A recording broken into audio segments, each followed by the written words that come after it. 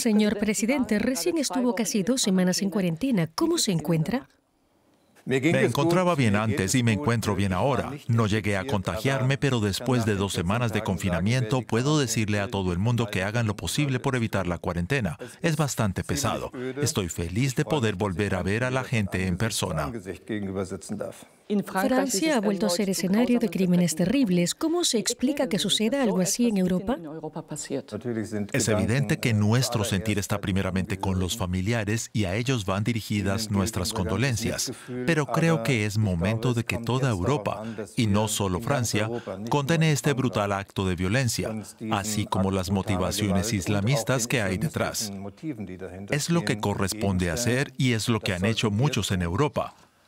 Además, creo que es muy positivo que se hayan sumado a la condena representantes de estados islámicos.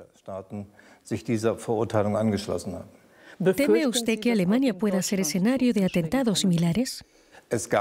No hace tanto que hubo un ataque en Dresde con un herido y una víctima mortal que murió unos días después de ser acuchillada. De modo que en Alemania no podemos pretender ser inmunes a este tipo de atentados. Al contrario, debemos mantenernos alerta como lo están los organismos de seguridad. Pero creo que es primordial que en nuestras sociedades democráticas no optemos por políticas que basan su gestión del Estado en el odio y la exclusión. Creo que la aceptación y el respeto mutuo son parte fundamental de nuestras sociedades. Por esta razón creo que es importante condenar semejantes actos de violencia y sus motivaciones islamistas, al tiempo que intentamos preservar una sociedad abierta y tolerante.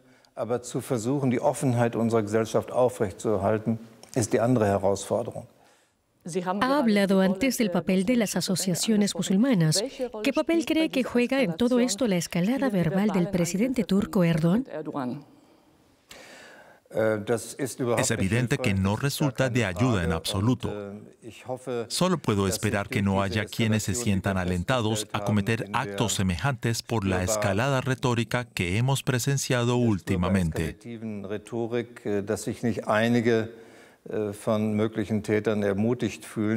Señor presidente, estamos en plena pandemia y a punto de iniciar el próximo confinamiento. ¿Hemos perdido el control de esta crisis? En cualquier caso, podemos decir que nos encontramos en un momento absolutamente crítico, al igual que otros muchos países europeos. Las cifras de nuevos contagios aumentan diariamente, marcando nuevos valores récord. Esto supone una prueba para la democracia en Alemania.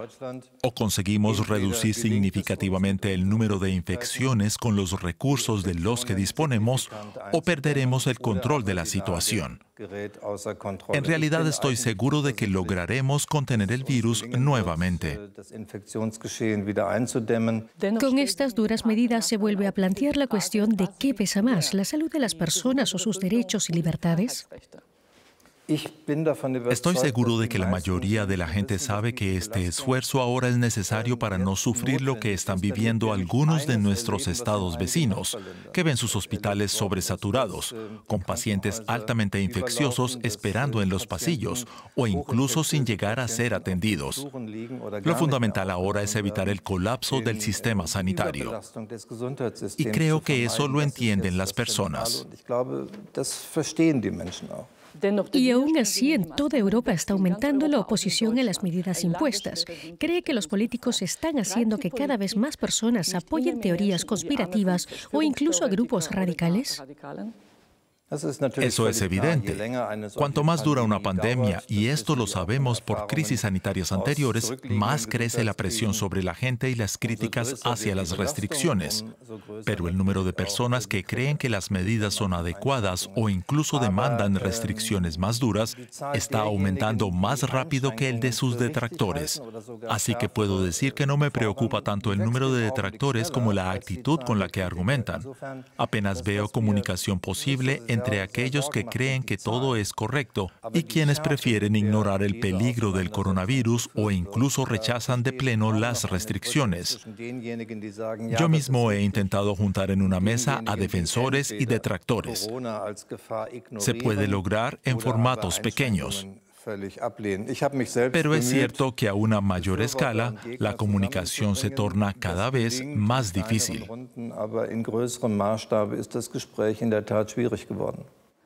¿Cómo se puede recuperar entonces a estas personas que rechazan el diálogo y se alinean con el discurso de los radicales? ¿Cómo se los puede devolver a la senda democrática? No hay forma de comprometer a nadie con el ideario democrático por la fuerza. Más bien creo que los políticos tienen que esforzarse una y otra vez en explicar con transparencia las medidas que toman y por qué son necesarias.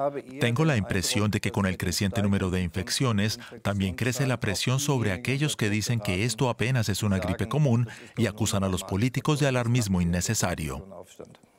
Señor presidente, dentro de pocos días los estadounidenses eligen nuevo presidente. ¿Qué importancia tiene esta cita electoral?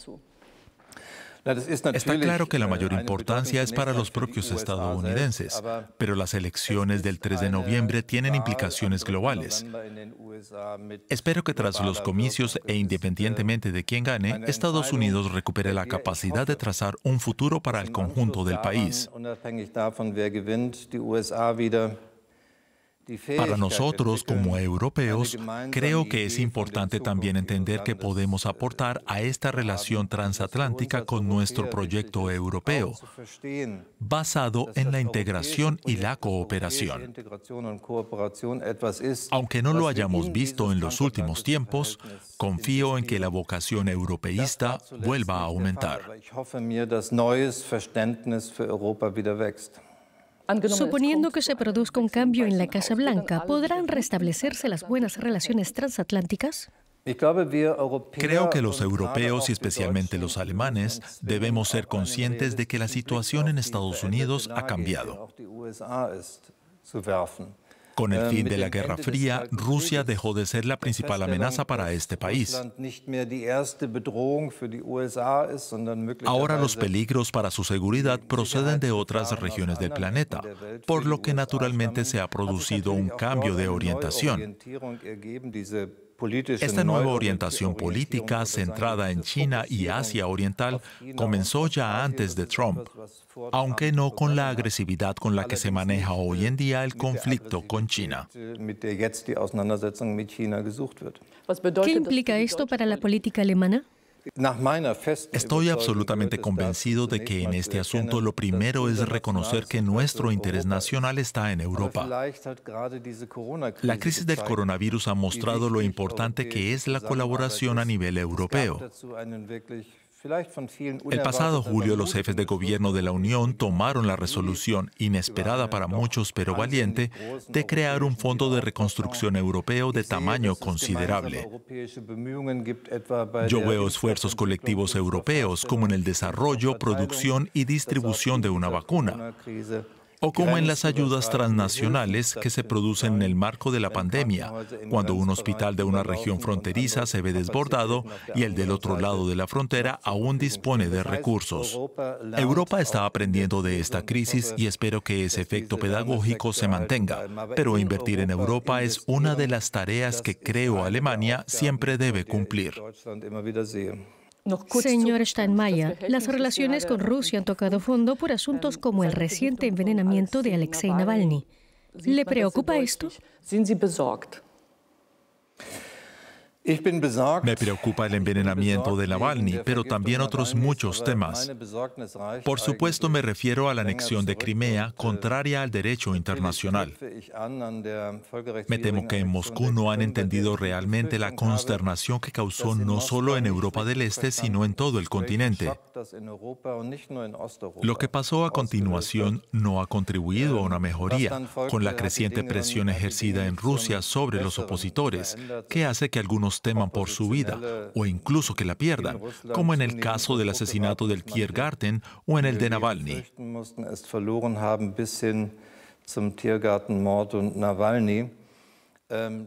Esto nos ha llevado a una situación de mayor distanciamiento. En mi opinión, no podemos simplemente dejar que este proceso de alejamiento continúe, sino que debemos seguir buscando alternativas en el otro sentido.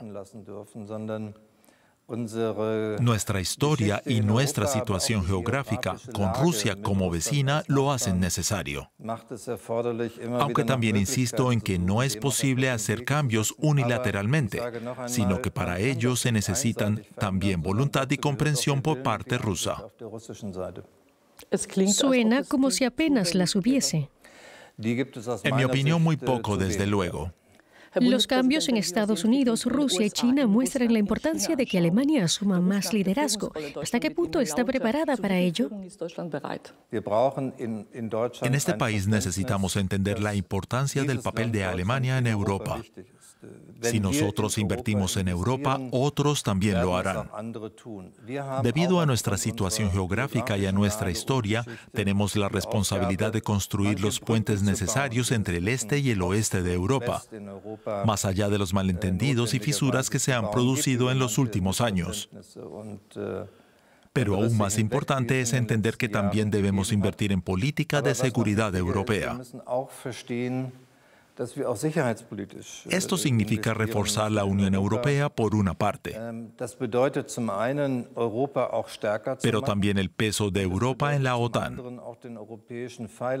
Ambas tareas son necesarias.